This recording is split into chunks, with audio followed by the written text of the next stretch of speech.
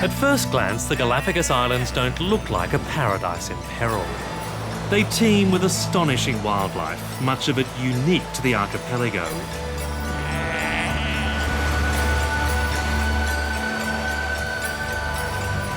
"170 years ago, these creatures inspired the naturalist Charles Darwin to develop the theory of evolution. Almost all the species he saw are still there today.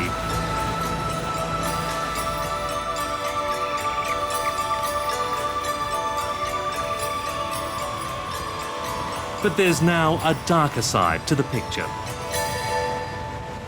The human inhabitants here are engaged in a very different battle for survival of the fittest. And it's all about what this place should be: a wildlife haven to be protected for the benefit of the planet, or a resource to be exploited for the benefit of a few. These are some of the men who want to exploit it. The island's militant and powerful commercial fishermen. In recent months, they've staged a series of violent protests against the National Park Administration, charged with protecting the land and sea life. The dispute has effectively crippled the park's conservation programs. Rangers have been beaten. Scores of the park's best workers have been forced to leave. Anti-poaching patrols have been halted. Until recently, Fernando Ortiz was director of the park's marine reserve. Morale. There's not such a thing, I would say. From those of us who are seriously committed to conservation, for those of us who have been, have been part of this place for a long time, right now it's like we're just touching the bottom.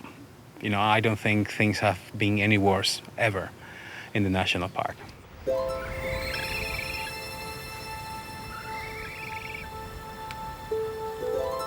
Not so long ago, Galapagos was a calm and peaceful place.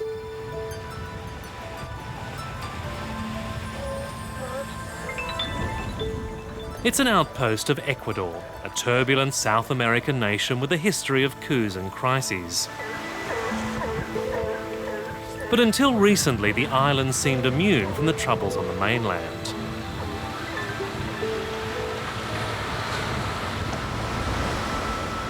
Biologist and former boat captain Godfrey Merlin moved here in the early 70s to immerse himself in nature. It was almost a sort of unknown place, especially in Ecuador. Sort of just an outpost, a backwater with very little economy. There were a few cows which were sent to the mainland. There was a bit of salted fish exported, but it was very, very low-key. There was very small boats, bottom fishing, very few people.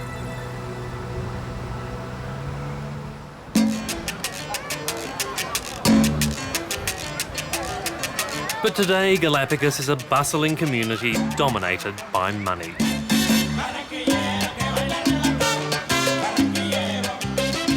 There's a booming tourism industry with more than 100,000 visitors each year.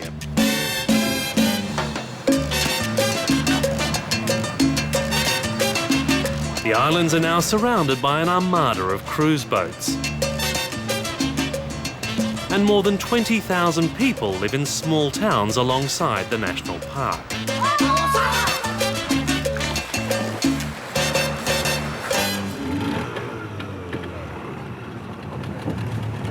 Almost 1,000 of them are professional fishermen, lured by soaring demand for one of Galapagos' most valuable species, sea cucumbers. Prized as an aphrodisiac in Asia, they can sell to upmarket restaurants for up to $600 a kilogram.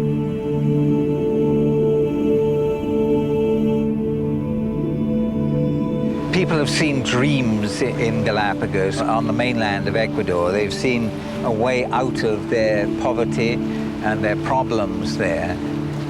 And you can understand that people who never had anything are, this is a gold field. And I think to this day, Galapagos is seen as a place paved with gold and a place to solve all your problems.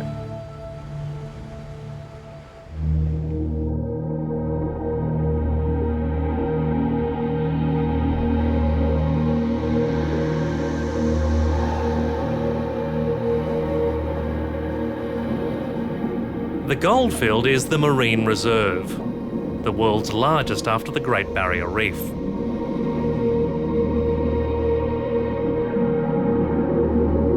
That's put fishermen on a collision course with the national park.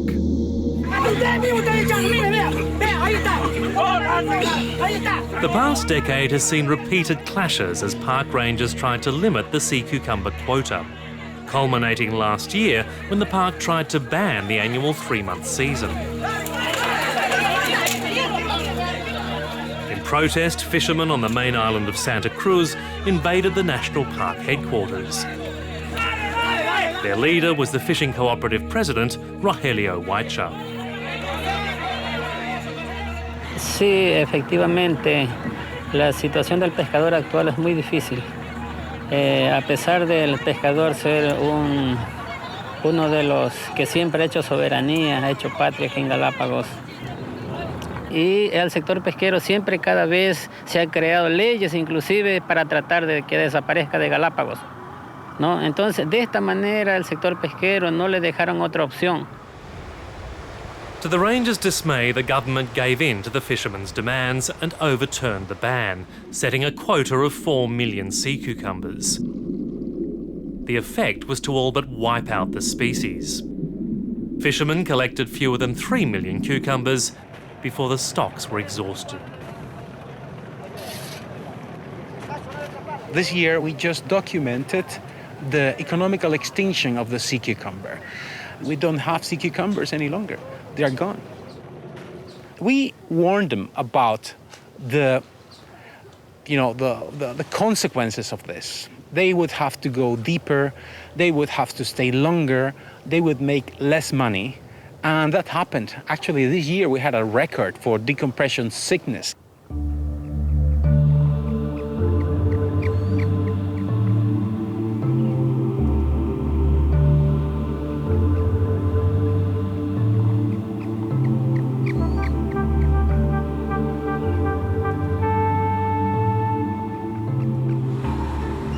It might seem strange that fishing could be favoured over conservation in a World Heritage Site. But the issues here are more about politics than wildlife, and here's why. Galapagos is not just a national park, it's Ecuador's smallest province, giving this tiny community 2 representatives in the National Congress.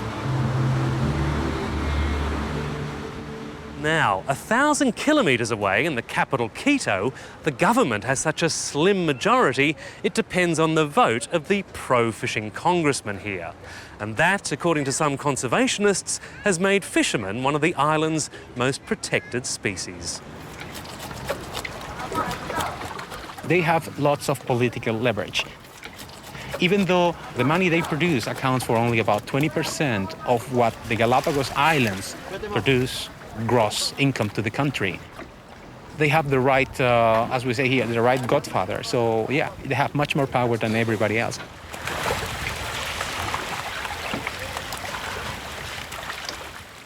So every time there's a protest, the government caves in?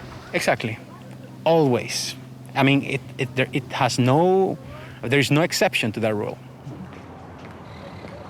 The militant fishing leader, Rogelio Huaycho, is one of the men the government now depends on for survival. He's an independent congressman, but he's consistently voted with the government in return for political favours. He insists he represents the whole community. Pero yo tengo una mentalidad diferente. No tengo intereses solamente para un grupo de personas, sino mi interés como diputado es velar porque todos vivamos bien aquí en Galápagos, ¿no? Dignamente, y respetemos las leyes vigentes en la provincia. Critics claim he only represents himself, being one of the few fishermen who can afford a large boat and employ a crew to work it. He is a businessman. of fishing. Okay, he has not been on a fishing boat for years.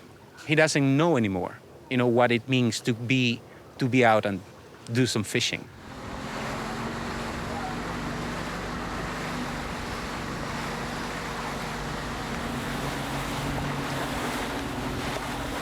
Most of the licensed fishermen are small operators, using hand lines to catch fish and primitive air compressors to dive for more valuable catch like lobsters and sea cucumbers. For all their political clout, most struggle to make a living.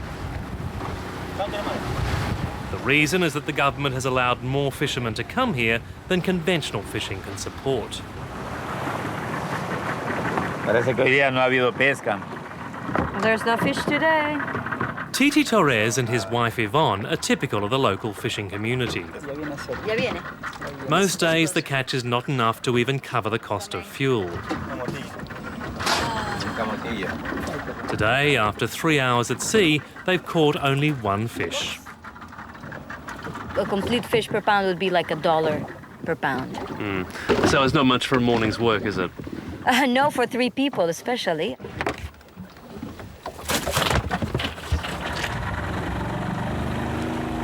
With debts to pay and a family to support, they're relying on whatever is left of the island's sea cucumbers. As a wife of a fisherman, I'll tell you, we depend on the sea cucumbers. Whatever my husband makes during the sea cucumber season, thank God we can save and use it for the rest of the year.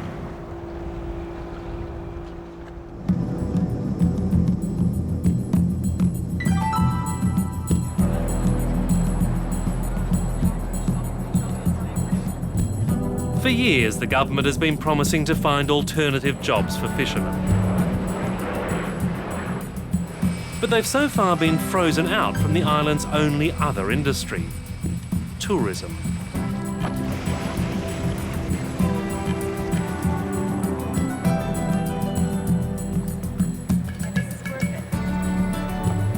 It's been monopolised by big mainland operators, many with close links to the Ecuadorian government.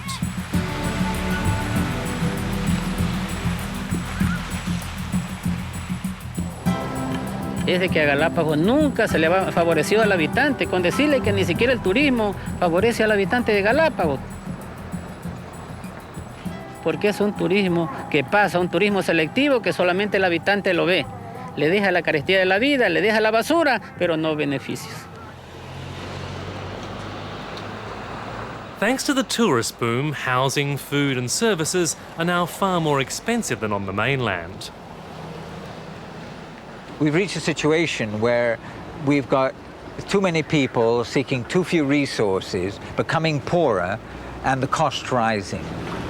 That situation, as I said, is very worrying and potentially a great danger for Galapagos.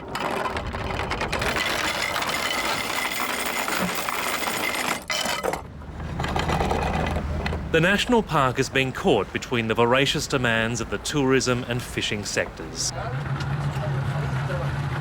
The government has repeatedly interfered in the park's management, sacking senior staff who tried to regulate commercial activity. The park has had 11 different directors in less than 2 years. Just tell me, how can any institution work? How can any institution, carry on with any project if they have a new leader every month and a half or so? That is not possible.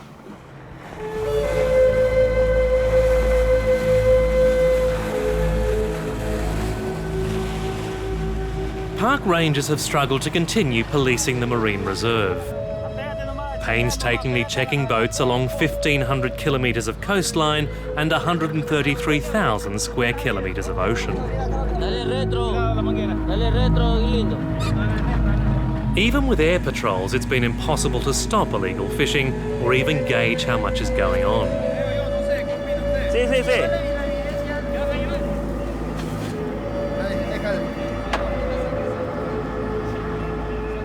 The size of some of their seizures suggests it's become a major illicit industry, with fishermen spreading their catch to shark fins, another prized delicacy in Asia.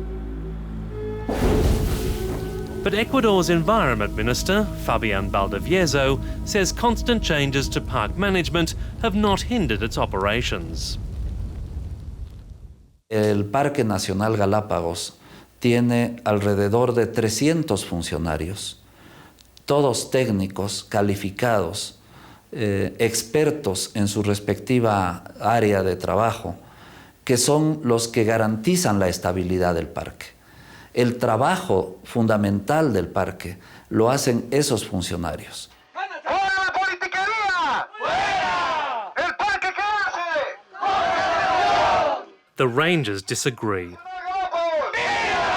Last September, all but a handful of staff went on strike in protest at the government's latest interference.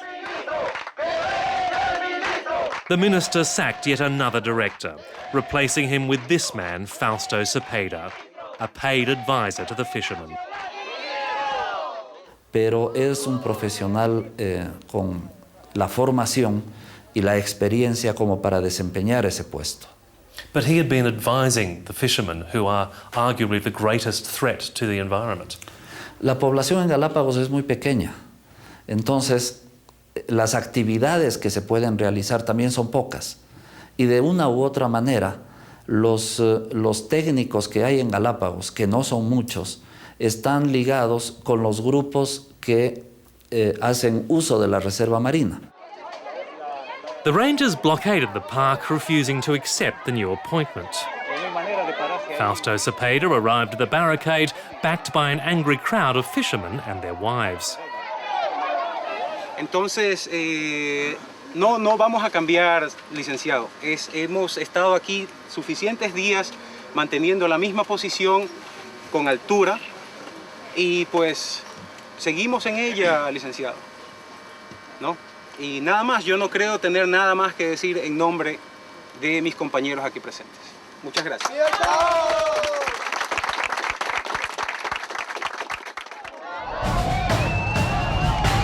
While Cepeda tried to negotiate his way in, his fishermen supporters broke down the rangers' barricades and stormed in.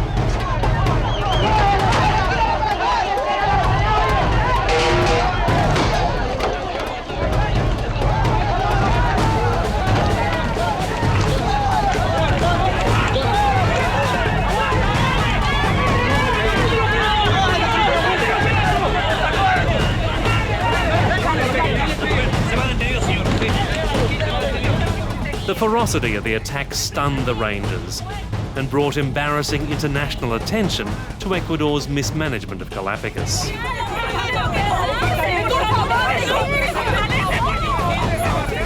The government withdrew Cepeda's appointment.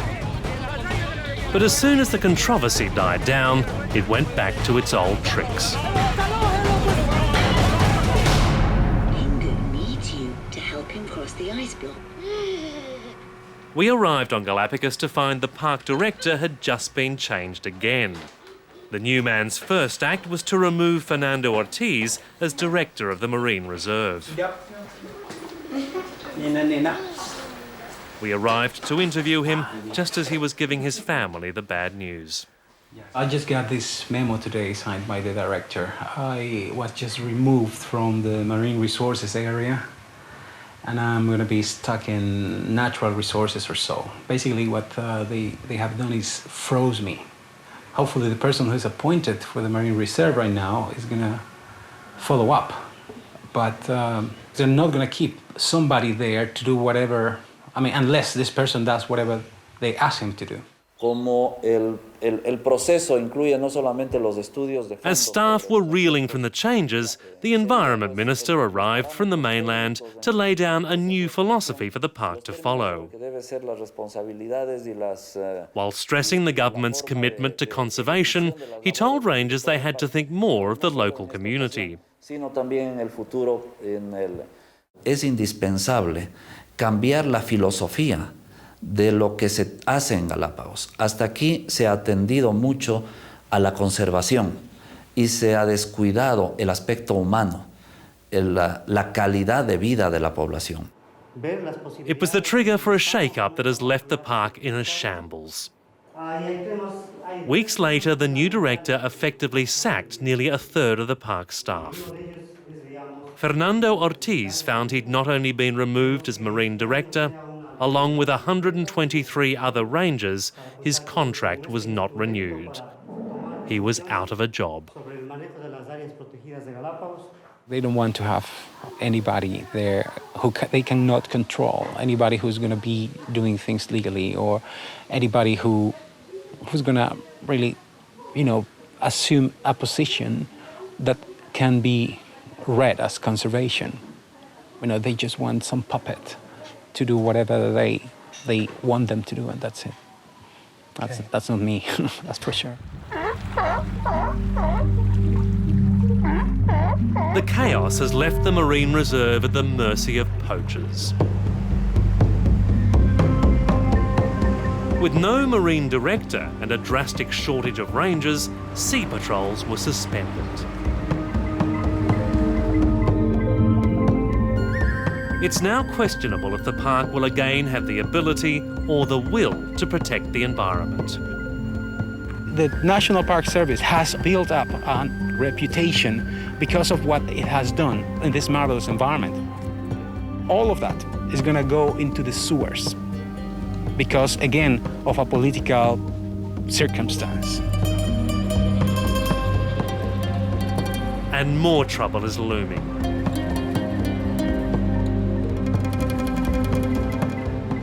Fishermen are now demanding the right to use environmentally dangerous longlines. Many warn there'll be violence if the park tries to stop this year's sea cucumber season.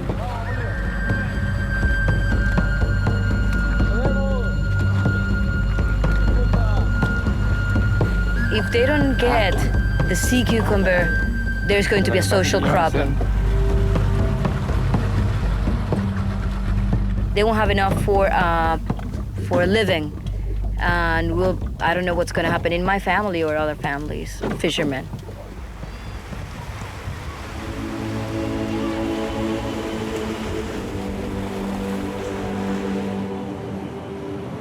The archipelago will remain a place of wonder for anyone who comes here. And dedicated rangers will do their best to protect it. But there are real fears the ongoing disruption risks destroying what makes Galapagos unique.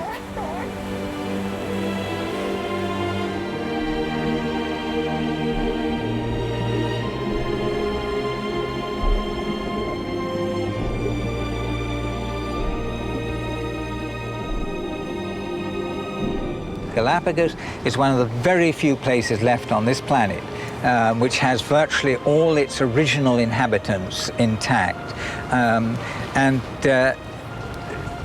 just for that reason, they're worth looking after.